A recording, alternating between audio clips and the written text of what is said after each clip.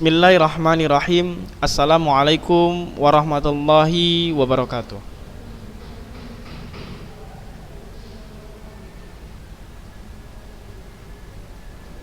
Innal hamdalillah nahmaduhu wa nasta'inuhu wa na'udzu billahi min sururi anfusina wa min sayyiati a'malina.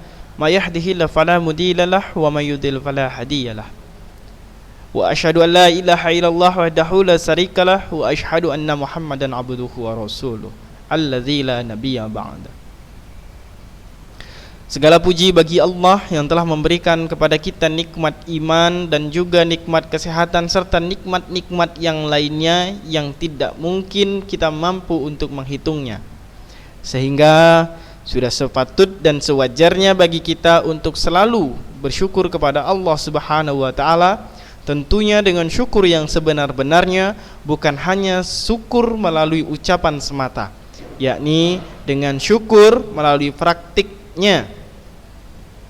Bagaimana caranya? Yaitu dengan meningkatkan iman dan ketakwaan kita kepada Allah melalui dengan menjalankan segala perintahnya dan menjauhi segala larangannya.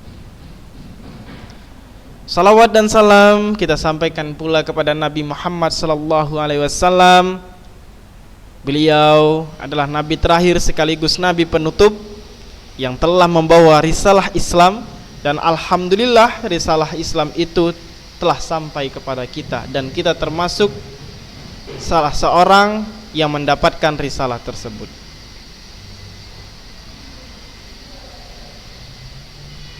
Pada pembelajaran kita hari ini masih belajar pada bab yang sama seperti pembelajaran sebelumnya, yakni tentang teks ceramah. Sebelumnya kita telah membahas berkenaan dengan mengenal teks ceramah. Kemudian kita juga telah membahas subbab bagian tentang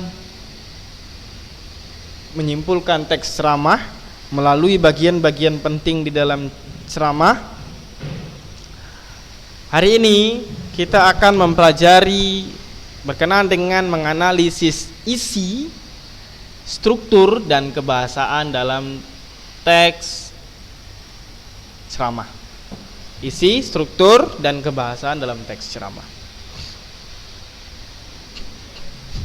Nah, setelah mempelajari materi ini, kamu diharapkan mampu mengidentifikasi isi dan struktur dalam teks ceramah. Isi dan struktur ya. Kemudian dapat mengidentifikasi kaidah kebahasaannya juga. Kita mulai dengan menentukan isi dan strukturnya.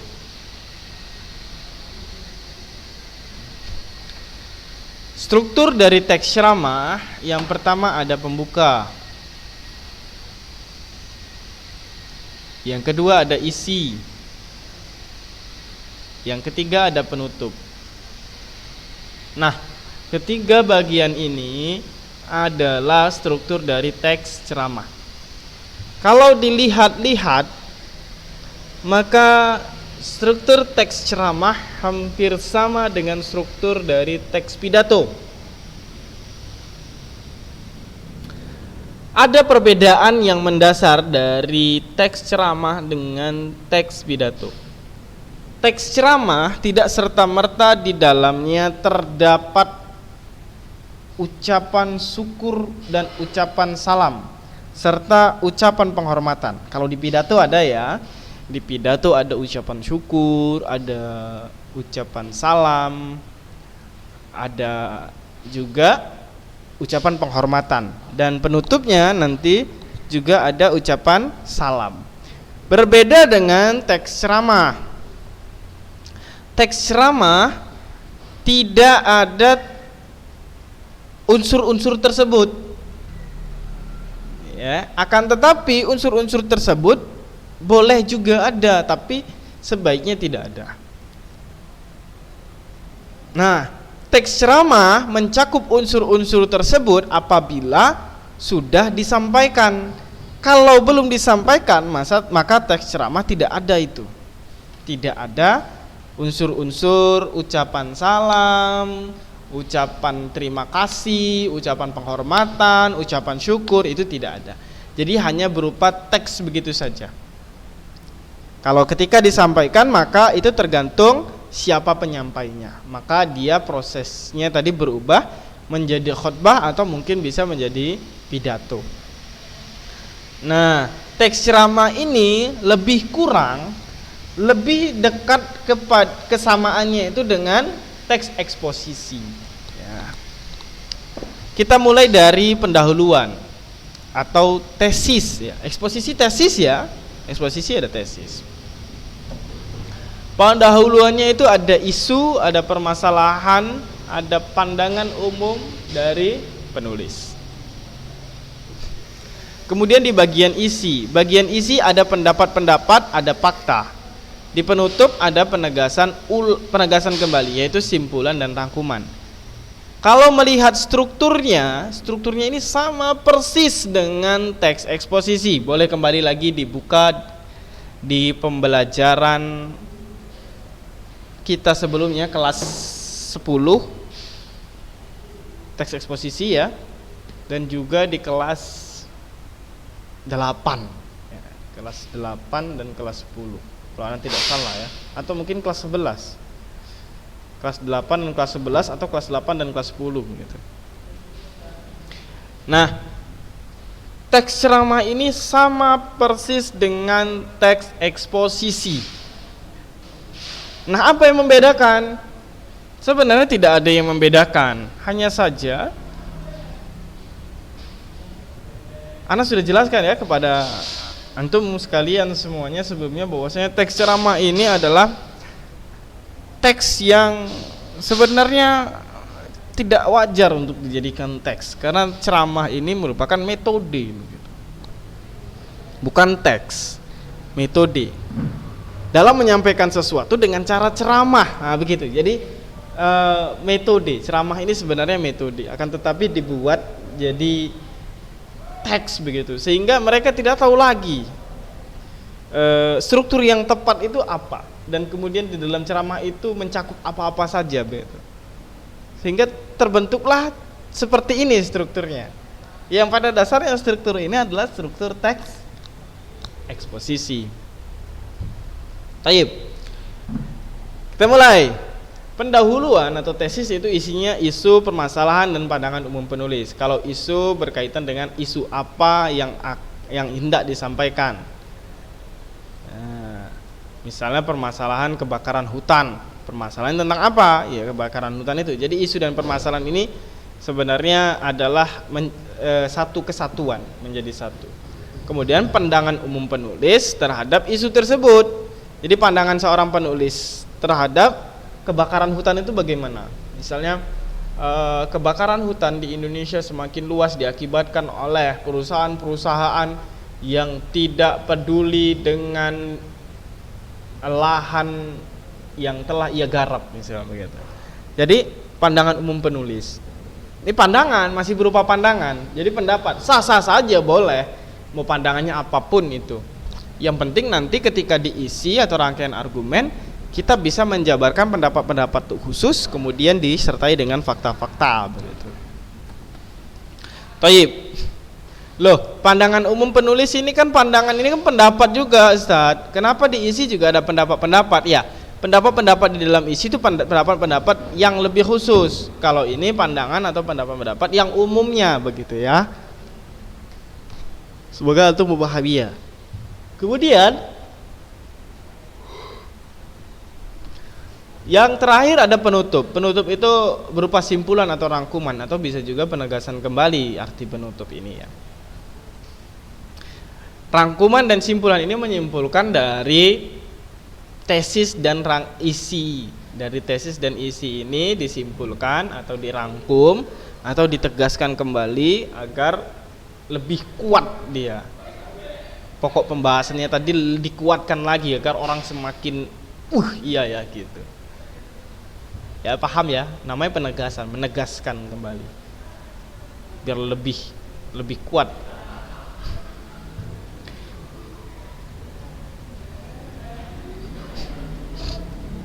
Contoh analisis struktur teks. Nah, analisis struktur teks ini dia. Kita mulai dari pendahuluan. Kemarin kita sudah analisis teks yang Jepang itu ya. Sekarang kita melihat kembali analisis strukturnya ini. Oh, itu kemarin bagian-bagian penting ya. Kalau sekarang kita menganalisis struktur teks yang ada di sini, yaitu tentang permasalahan kebahasaan ya, penggunaan bahasa yang santun. Kita mulai dari pendahuluan atau disebut juga dengan tesis.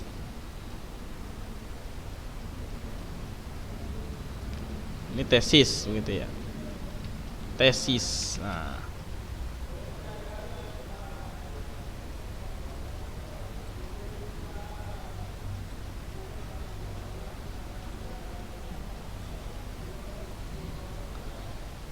tesis di dalamnya ada isu, ada permasalahan, kemudian ada apa lagi? Ada pendapat. Pemilihan kata-kata oleh masyarakat akhir-akhir ini cenderung semakin menurun kesantunannya dibanding dengan zaman saya dahulu ketika kanak-kanak. Berarti permasalahannya apa? Ini, isu permasalahannya ini dia. Pemilihan kata-kata masyarakat akhir-akhir ini cenderung semakin menurun kesantunannya. Paham ya? Nah, bagaimana dengan pendapat pandangan umum dari penulis? Pemilihan kata-kata oleh masyarakat akhir-akhir ini cenderung menurun kesantunannya dibandingkan dengan zaman saya dahulu ketika kanak-kanak. Nah, ini pandangan penulis. Waktu dia kanak-kanak nggak menurun kesantun, sangat santun gitu. Kata dia, masih pandangan dia. Hal tersebut tampak pada ungkapan-ungkapan banyak kalangan dalam menyatakan pendapat dan perasaan-perasaannya, seperti ketika berdemonstrasi ataupun rapat-rapat umum. Kata-kata mereka kasar, sarkastis, menyerang, dan tentu saja hal itu sangat menggores hati yang menerimanya. Nah, ini kan masih pendapat secara umum, pendapatnya dia tentang orang menggunakan bahasa itu tidak santun. Ya, pandangan dari si penulis. Paham ya? Isunya apa? Isunya yang warna kuning ini. Isu dan permasalahannya. Pendapatnya apa? Pendapatnya ini semua. Pendapat pandangan secara umum terhadap pemilihan kata-kata oleh masyarakat yang katanya sudah menurun kesantunannya, atau lebih tepat tidak santun lagi begitu ya. Bagian ini mengenalkan permasalahan utama tesis, ya, ini tentang menurunnya kesantunan bahasa masyarakat, ya. Kemudian isi argumennya, isinya, fenomena tersebut menunjukkan adanya penurunan standar moral, agama, dan tata nilai yang berlaku dalam masyarakat itu. Ini apa? Pendapat. Kan tidak ada faktanya ya, pendapat ini masih berupa pendapat. Ketidaksantunan berkaitan pula dengan rendahnya penghayatan masyarakat terhadap budayanya, sebab kesantunan berbahasa itu tidak hanya berkaitan dengan ketepatan dan kepemilikan kata ataupun kalimat. Kesantunan itu berkaitan pula dengan adat pergaulan yang berlaku dalam masyarakat itu. Nah, ini masih pendapat ya, masih pendapat. Harusnya di dalam teks ini harus disertai fakta. Nah, tapi masalahnya di isi ini belum ada fakta yang mendukung. Tapi tidak masalah, tapi ini sudah termasuk dalam isi karena lebih dijabarkan. Seharusnya teksnya ini lebih panjang ya, seharusnya kemungkinan besar seperti itu. Ada fakta-fakta yang menjelaskan di bawahnya. Teks tersebut merupakan salah satu bagian dari argumen pembicara tentang menurunnya kesantunan berbahasa masyarakat. Nah, memang ini sudah argumen atau pendapat dari si penulis serta alasannya, tapi tidak disertai dengan fakta. Harusnya disertai fakta ya. Mungkin karena teksnya ini dipenggal saja, makanya faktanya tidak dicantumkan. Taib. Begitulah dia tentang isi dari teks ini. Nah, di dalam isi ini ada pendapat dan fakta, tapi di sini cuma hanya ada pendapat.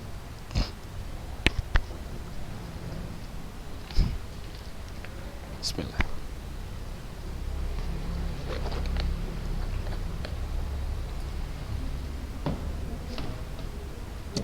Selanjutnya ada penutup.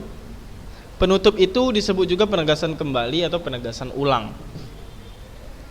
Berarti dia menyimpulkan atau menegaskan kembali tentang penggunaan berbahasa yang santun, menegaskan kembali dari isu permasalahan gitu. Berbahasa santun seharusnya sudah menjadi suatu tradisi yang dimiliki oleh setiap orang sejak kecil. Segini sih sudah cukup sebenarnya. Segini saja sudah cukup. Tapi dilanjutkan boleh. Anak perlu dibina dan dididik berbahasa santun. Apabila dibiarkan, tidak mustahil rasa kesantunan itu akan hilang, sehingga anak itu kemudian menjadi orang yang arogan, kasar, dan kering dari nilai-nilai etika dan agama. Tentu saja kondisi itu tidak diharapkan oleh orang tua dan masyarakat manapun. Nah, inilah dia penegasan kembali dari teks tersebut. Jadi bagian tersebut merupakan suatu simpulan ya, sebagai hasil penalaran dari penjelasan sebelumnya. Hal ini ditandai oleh kata-kata yang berupa saran-saran yang disertai pula sejumlah alasan. Baik, paham ya terhadap struktur dari teks ceramah ini begitu. Anak bingung, anak menjelaskan ini seolah-olah anak menjelaskan teks eksposisi begitu, karena teks ceramah ini sama dengan teks eksposisi. Bedanya apa? Nama. Yang satu teks ceramah, satu teks eksposisi. Isi sama. Jadi bedanya ya yang satu teks ceramah, yang satu teks eksposisi. Jadi kalau dibilang coba buat teks eksposisi, berarti antum ya seperti membuat teks ceramah. Coba buatlah teks ceramah, ya antum seolah-olah seperti membuat teks eksposisi, sama aja.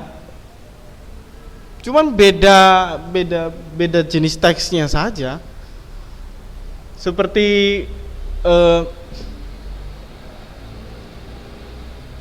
makan nasi, yang satu beras merah, yang satu beras biasa, sama-sama nasi, ya begitu, hanya namanya saja, yang satu beras merah, yang satu beras yang biasa normalnya. Jadi antara teks ceramah dengan teks eksposisi itu sama, tidak ada perbedaan baik struktur maupun isi. Taib.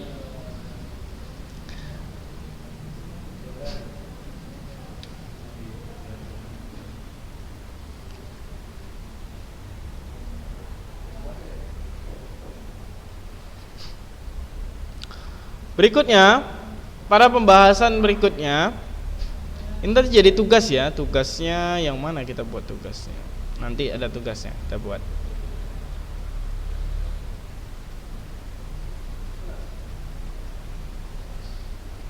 Kita jelaskan dulu tentang kaidah kebahasaannya. Mengidentifikasi kaidah kebahasaan dalam teks ceramah. Nah, sebagaimana dari jenis-jenis teks yang lainnya, ceramah juga punya kaidah kebahasaan yang tentunya punya karakteristiknya sendiri gitu. Nah, merujuk pada contoh-contoh teks-teks ceramah itu. Nah, teks ceramah punya beberapa kaidah kebahasaan, yakni 5 karakteristiknya ya, yang sebenarnya banyak kaidah kebahasaan, tapi secara khususnya dia punya 5 bagian kaidah kebahasaan. Yang pertama, menggunakan kata ganti orang pertama atau tunggal, dan kata ganti orang kedua jamak sebagai sapaan. Nah, yang selanjutnya menggunakan kata-kata teknis ini ya. Kita highlight dulu. Menggunakan kata-kata teknis atau peristilahan yang berkenaan dengan topik yang dibahas. Menggunakan kata-kata yang menunjukkan hubungan argumentasi atau sebab akibat. Kemudian ada kata-kata hubungan keterangan waktu, temporal ataupun perbandingan dan pertentangan. Kemudian menggunakan kata-kata kerja mental serta menggunakan kata-kata persuasif. Ada 5 ya, 5 kaidah kebahasaan dalam teks ceramah. Nah, ceramah dan eksposisi sama ya. Nah, yang pertama menggunakan kata ganti orang pertama tunggal dan kata ganti orang kedua jamak. Kata ganti orang pertama yakni saya dan aku. Saya dan aku.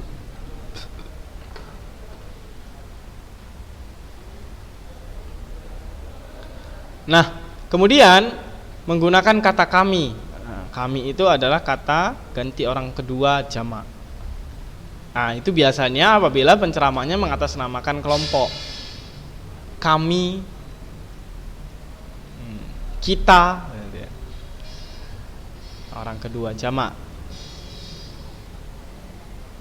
Teks ceramah sering sekali menggunakan kata-kata sapaan yang ditujukan pada banyak orang seperti hadirin, kalian, bapak-bapak, ibu-ibu, saudara-saudara. Nah, prosesnya Anda sebutkan tadi bahwasanya teks ceramah dengan teks eksposisi itu sama teksnya. Tapi ketika sudah disampaikan gitu ya, sudah disampaikan, maka dia punya proses yang berbeda. Ditandai dengan menggunakan kata sapaan. Ya, hadirin sekalian, bapak-bapak, ibu-ibu, saudara-saudara, dia digunakan itu ya ketika sudah dioralkan, disampaikan, dilisankan, disampaikan oleh si pembicara atau si penceramah. Tapi kalau masih dalam bentuk teks, maka teksnya itu tidak ada kata hadirin, tidak ada kata ibu-ibu, atau tidak ada kata saudara-saudara. Paham ya? Itu yang membedakan antara ceramah dan eksposisi. Nah, ceramah dan eksposisi sama teksnya, tapi ketika dibicarakan atau dijadikan pembicara mengungkapkan, maka jadilah dia berubah. Tapi sebenarnya teks eksposisi pun bisa berubah seperti itu. Ya? Sampai di sini paham ya? Yang kedua, menggunakan kata-kata teknis atau peristilahan, tentunya berkenaan dengan topik yang dibahas atau sesuai dengan bidangnya begitu. Kalau topik yang dibahas itu tentang keagamaan, tentunya kata-kata peristilahannya itu ya tentang keagamaan tersebut. Misalnya tentang surah Madaniyah, surah Makkiyah, itu kan jadi sesuatu yang teknis ya, istilah teknis di dalam sebuah ceramah agama begitu. Kemudian sesuatu bahasa-bahasa yang mungkin menjadi peristilahan-peristilahan di dalam objek kajian bidang tertentu. Atau misalnya di bidang fisika, ngomongin tentang termodinamika, momentum gitu. Apalagi yang dibahas di fisika? Elektromagnetik. Kalau di kimia apa? Elektrolisis, koda, anoda, gitu ya. Terus kalau di bidang biologi mungkin ada klorofil gitu ya. Ada juga tentang flora, fauna. Ya kan flora, fauna itu kan kata teknis ya. Dan bidang-bidang yang lainnya begitu disesuaikan. Kalau misalnya kajiannya bidangnya hutan, maka ada hutan lindung, hutan marga satwa begitu. Jadi ada kata-kata teknis yang meliputi bidang-bidang tertentu. Nah, itulah dia kata-kata teknis. Nah, kalau istilah-istilah yang muncul dalam teks kesantunan berbahasa, tentunya ada kata sarkastis begitu ya. Ada eufemistis, ada tata krama, kesantunan berbahasa, dan etika berbahasa. Walaupun di teks tadi tidak ada ya, ketika kita baca tidak ada kata-kata ini, tetapi teks yang utuhnya kemungkinan besar ada. Itu tadi kan teks yang dipenggal ya, bukan teks secara utuh. Taib.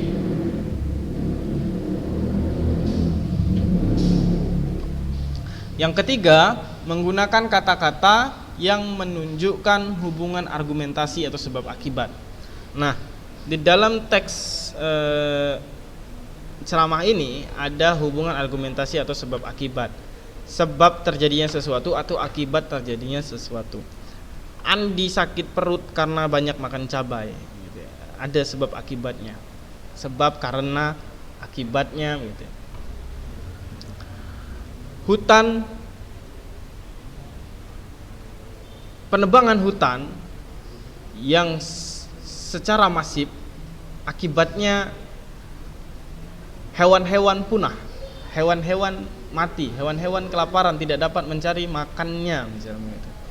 Kemudian membuang sampah sembarangan menyebabkan banjir. Jadi itu sebab akibat ya, hubungan argumentasi.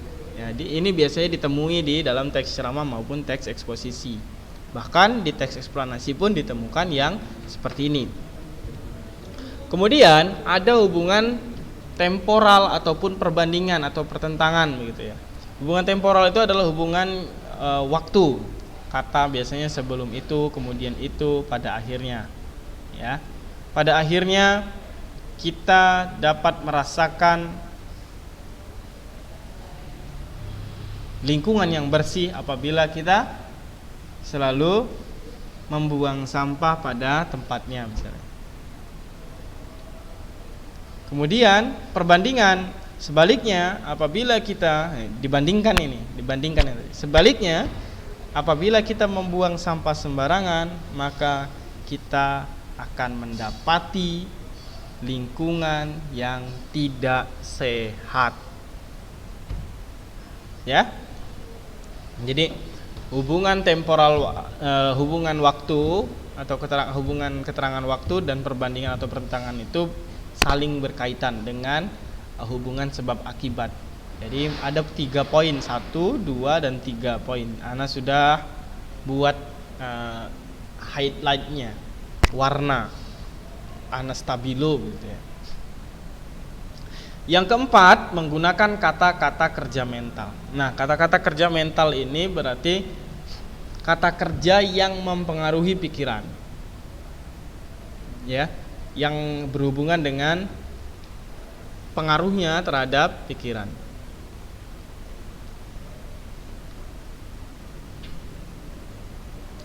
Nah, kata kerja mental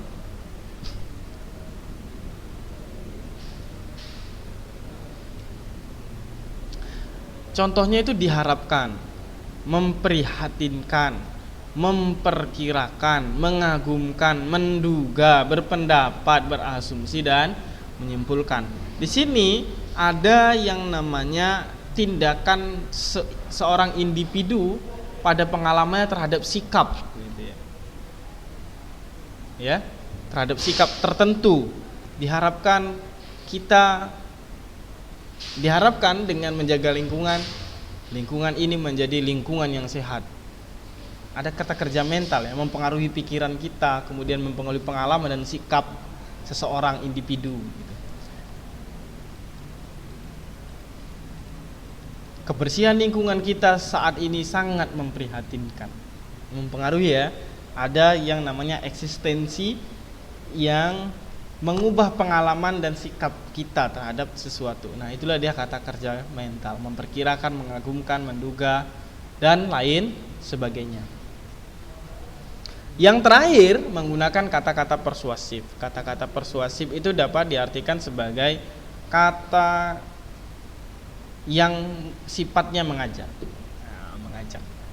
Hendaklah, gitu. Sebaiknya,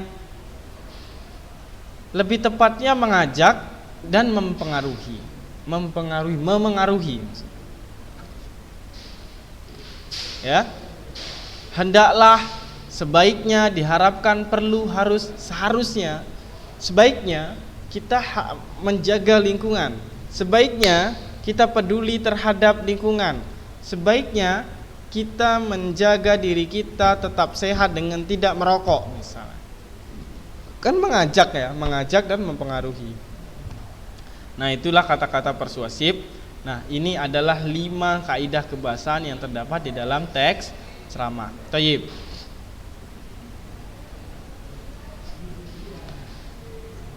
Untuk itu, Ananda sekalian mendapat tugasnya ada di halaman 94 dan halaman 95. Ya, halaman 94 dan 95. Di halaman 94 ini tugasnya adalah jelaskan bagian yang merupakan tesis, rangkaian argumen dan penegasannya. Jadi tentukan strukturnya. Ya, kemudian di sini adalah tugasnya kebahasaan. Jadi 2, struktur dan kebahasaan. Yang mana teksnya? Teksnya yang ini.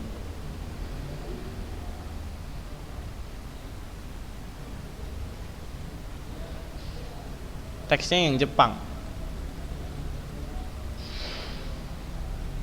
Nah, tentang Jepang. Di bagian teks tentang Jepang ini, antum ditugaskan untuk menelaah strukturnya, tentukan mana yang tesis, mana rangkaian argumen dan makna penegasan ulang. Kemudian antum diminta untuk apa? Untuk menelaah atau menganalisis kaidah-kaidah pembahasan yang 5 telah ana jelaskan tersebut. Kemudian dikumpulkan pada hari Sabtu pukul 22 WIB ya, maksimal terakhir, atau malam Minggu pukul 10 malam. Tugasnya itu menganalisis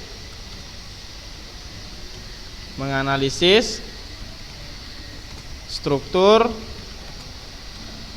dan kaidah kebahasaan teks tentang Jepang.